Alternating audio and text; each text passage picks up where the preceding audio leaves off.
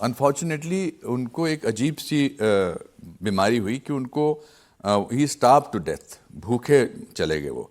उनको कुछ ऐसा फीलिंग हुई कि उनको खाना जो था वो रेत लगता था और पानी जो था वो तेज़ाब लगता था, ऐसा। तो ही कुड नॉट ईट, उनको खाना देते थे तो फेंक देते थे, तो बहुत कमज़ोर हो गए थे। तो डॉक्टर्स ने कहा कि आप इन्हें घर ले जाइए, अब वेट करिए जब इनके जाने का वक्त होगा।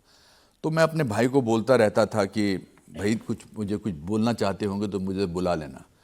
तो मैं डेविड धवन साहब के बेटे की शादी, रोहित की शादी पर गोवा पहुंचा, तो मेरे भाई का फ़ोन आया कि कुछ कहना चाहते हैं। तो मैं सीधा फ़्लाइट लेकर वापस आया, तो वो लेटे हुए थे, बहुत कमज़ोर थे, फ्रेल थे, और ऐसे छाती पर उनके एक पेपर था और पेपर पर एक पेन भी था साथ में। तो उन्होंने, बोल नहीं सकते थे, हिम्मत नहीं थी, और उन्होंने ऐसे पेपर पे कुछ लिखना शुरू किया और मुझे ऐसे बड़े एक ख़ास अंदाज में देख रहे थे और बहुत देर तक लिखते रहे, 10-15 मिनट तक लगा लिखते रहे।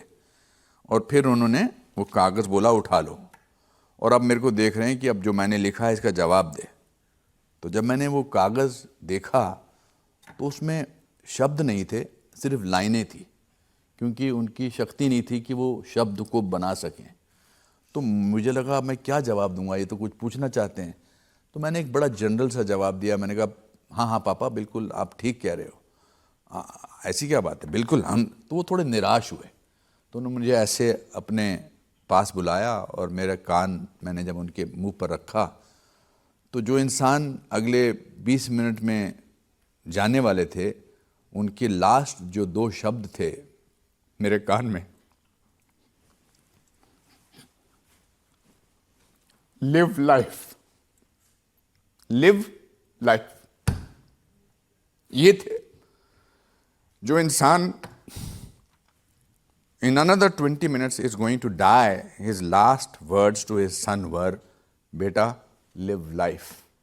इससे ज़्यादा मेरे को क्या कोई लेसन दे सकता था, और इससे ज़्यादा कोई बेटा क्या करके दिखा सकता है, क्या करके। इसलिए मैं हर क्षण, हर पल जी के दिखाता हूं।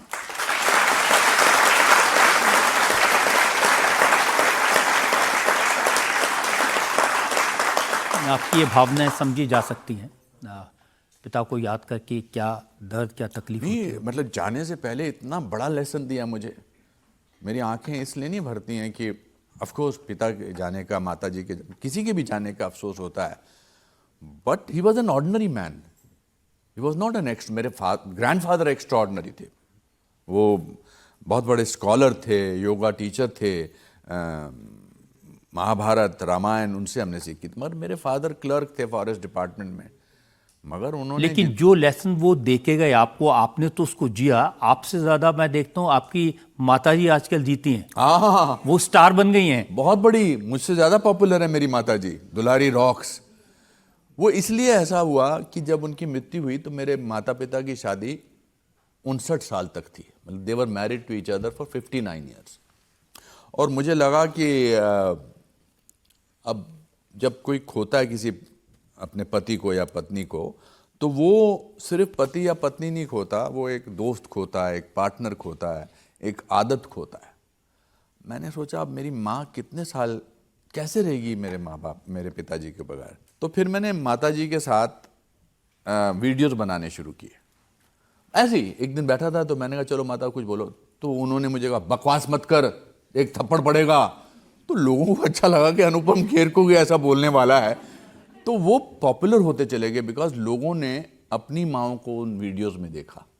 और अब वो मुझे बोलती हैं कि मैं सब्जी लेने जाती हूँ, मंदिर जाती हूँ, मास्क के पीछे से भी पहचान लेते हैं, मेरे साथ फोटो खिंचाने लगता है, तू क्या करता है, क्यों मेरी करता है, तस्वीरें ऐसे डालता है।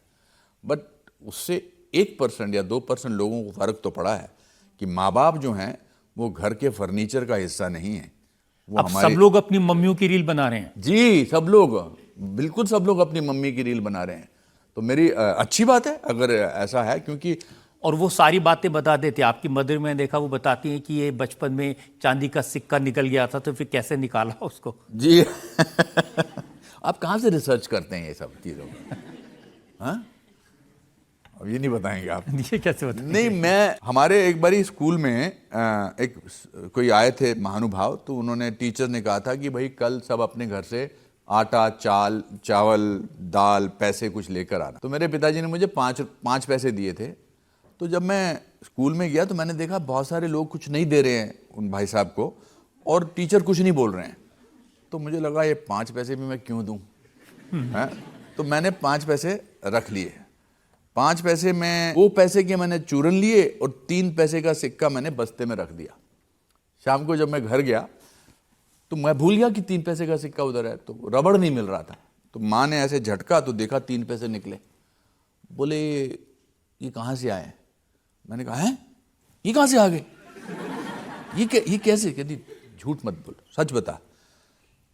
मैंने कहा ऐसे ऐसे ये साधु जी के पैसे थे, उनको जो आए थे, तो सबने नहीं दिए तो मैंने दिए। तो उन्होंने मुझे नंगा किया और बाहर से बिच्छू बूटी होती थी जो जिसको लगाने से फफोले निकलते थे, वो लगाई और घर से बाहर निकाल दिया। But that was one lesson जिसकी वजह से मैंने बहुत कम झूठ बोला है लाइफ में, क्योंकि माँ की वो बिच्छू बूटी मुझे हमेशा याद रहती है, याद आती है। आज भी उतनी सख्त है जैसी पहले थी? नहीं, आज वो रोज सुबह 8 बजे मुझे फोन करती है, तू ठीक है ना? हाँ मामा ठीक हूँ। फर्स्ट क्लास क्यों नहीं बोल रहा? कभी मैंने बोला होगा मैं फर्स्ट क्लास हूँ? कैसा है? फर्स्ट क्लास हूँ। तो ठीक है क्यों बोल रहा है? फर्स्ट क्लास क्यों नहीं? आज भी बोली, आज भी सुबह 8 बजे फोन करके बोली, मैंने बताया कि आपके शो के लिए जा रहा हूँ। तो बड़ी खुशी हुई, अच्छा वेरी गुड वेरी। उनको लगता है कि अब तरक्की पे पहुंच चुका है, इनका दोबारा ये शो हो रहा है। सीरियसली आपका शो मापदंड है तरक्की का। मैंने आपका शो पहले 15 साल पहले किया था, तो उनको लगा मेरा 15 साल कुछ हुआ ही नहीं है। मुझे लगता है कि माँ बाप ही जो हैं वो आपको सेल्फलेसली प्यार करते हैं। जैसे अपनी माँ के बारे में बताया, मेरा ये सौभाग्य है इस देश में जो माएँ हैं, दादियाँ, नानियाँ, दादा, नाना, जो उस जनरेशन के लोग हैं, उनसे मुझे बहुत प्यार मिला है जी। और आपकी अदालत अगर इतना बड़ा शो बना तो उन लोगों की वजह से बना। बिल्कुल सही कह रहे हैं आप, बिल्कुल सही कह रहे हैं। Of course। जनता में से लोग सवाल ले सकते हैं। सर मेरा सवाल ये है कि आजकल आपके बॉडी बिल्डिंग के वीडियोस बहुत वायरल हो रहे हैं, तो क्या 70 साल की उम्र में भी बॉडी बनाई जा सकती है? उनको शक है कि ये बनाई जा रही है या सिर्फ वीडियो बन रहे हैं? नहीं, मैं अभी यहाँ पर कपड़े नहीं उतार सकता। मुझे लगता था कि मुझे हमेशा एक्टिंग के बारे में पूछेंगे, बालों के बारे में पूछेंगे, पुरानी तस्वीरों के बारे में पूछेंगे, पर मैं चाहता था कि कोई मेरी बॉडी के बारे में पूछना शुरू करे।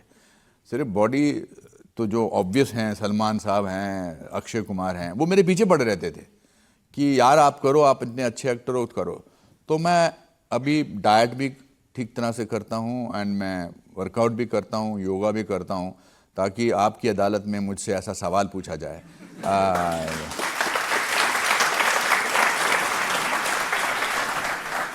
आपको तो स्विमिंग भी नहीं आती थी? लास्ट ईयर मुझे एक ऐसी फिल्म मिली, विजय 69, जिसमें मैं ट्रायथलॉन लड़ रहा हूँ। ट्रायथलॉन का मतलब है कि आपको कुछ किलोमीटर तैरना होता है, कुछ साइकिल होती है और कुछ दौड़ना होता है। मुझे तैरना नहीं आता था, मुझे पानी में डर लगता था।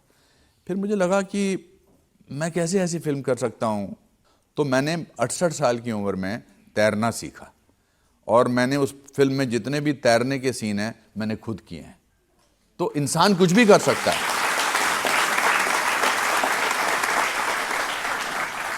ओशो की बड़ी अच्छी एक कहावत है आचार्य रजनीश की, if you try you risk failure, if you don't you ensure it.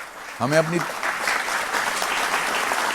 देखिए, जो फिल्म इंडस्ट्री में आते हैं आजकल, मैं देखता हूँ उनको सब कुछ आना चाहिए। उनकी बॉडी भी अच्छी होनी चाहिए, उनको घुड़सवारी भी आनी चाहिए, उनको एक्टिंग भी आनी चाहिए जिसके लिए वो आए हैं। एक दिन मैं यश जी के घर बैठा था, यश चोपड़ा जी के घर, तो एक मैनेजर और एक सेक्रेटरी आए, कहते जी मुंडा तैयार है। तो कहते कैसे? कहते जी साइकिलिंग भी आ गई है, घुड़सवारी भी आ गई है, बॉक्सिंग भी आ गई, कहते एक्टिंग, कहते ओदे जी भी मेहनत कर रहा है। देखिए, आपके साथ अच्छी बात क्या, आपने इतनी फिल्में की हैं जी कि हर रोज टीवी पर, मोबाइल पर, आईपैड पर कोई आदमी कहीं भी देख रहा हो, अनुपम खेर फिल्म में जरूर नजर आ जाते हैं। किसी न किसी फिल्म में तो होते ही हैं। हाँ, मेरे से बच नहीं सकता कोई इंसान। मेरी माँ मेरी भाभी के साथ शर्त लगाती है कि आज पिक्चर होगी कि नहीं, और हमेशा मेरी माँ जीतती है। किसी ना किसी चैनल पर ये इतनी सारी 540 फिल्में कर चुका हूँ, कहाँ बचेंगे आप मुझसे? मैं तो आपके जीवन का एक अभिन्न अंग हूँ। मैं आप में से किसी का चाचा हूँ, आप में से किसी के पिताजी हूँ, किसी का मामा हूँ। दिखाया ना आपने सब। ये दिल, ये जो दिल है ना, दिल, हाँ, ये दिल मेरे चाचा जी थे।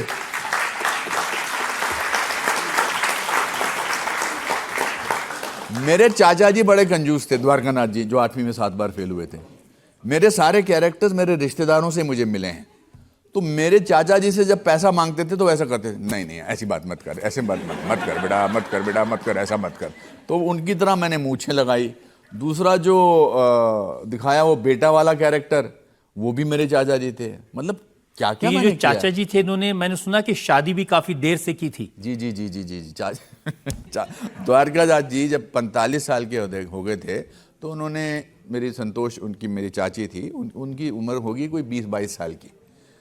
तो मेरे चाचा जी की आदत थी कि वो गुस्से में उनकी आंखें बंद हो जाती थी, और चाची बड़ी चुलबुली थी, हैं, तो वो उनके साथ खेलती थी, मतलब मज़े करती थी।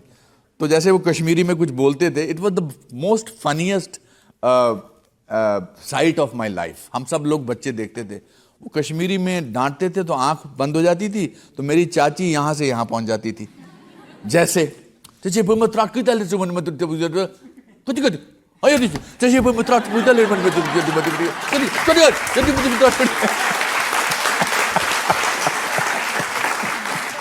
तो मेरे सारे कॉमिकल कैरेक्टर्स जो है, मेरे या तो स्कूल के टीचर थे या मेरे फैमिली मेंबर थे। हमारे एक टीचर थे रजत जी, जो कहते थे क्लास में आते ही, जिनको याद है वो बैठे रहो, जिनको याद नहीं है वो खड़े हो जाओ। याद नहीं है और खड़े हो गए तो 4 डंडे पड़ेंगे, याद नहीं है और बैठे रहे तो 8 डंडे पड़ेंगे। तो मुझे याद हो या ना हो, मैं खड़ा हो जाता, चुपचाप 4 डंडे खा लेता था। तो स्कूल के ज़माने में मैंने इतने डंडे खाए हैं, अगर भारत सरकार को पता लग जाए मुझे स्वतंत्रता सेनानी घोषित कर दें। एक्टिंग का बेस्ट जो मटेरियल है ना, एक्टिंग का बेस्ट मटेरियल जो है वो आपके आसपास से ही मिल सकता है। जैसे वो भाई साहब जो वहाँ बैठे हैं, वो हर बात मेरे ऐसे ऐसे कर रहे हैं, उनको मैं पसंद आ रहा हूँ। अब अगर किसी पिक्चर में मैं आपको ऐसा ऐसा करता मिल जाऊं तो आप समझ लेना ये भाई साहब को ट्रिब्यूट है मेरा।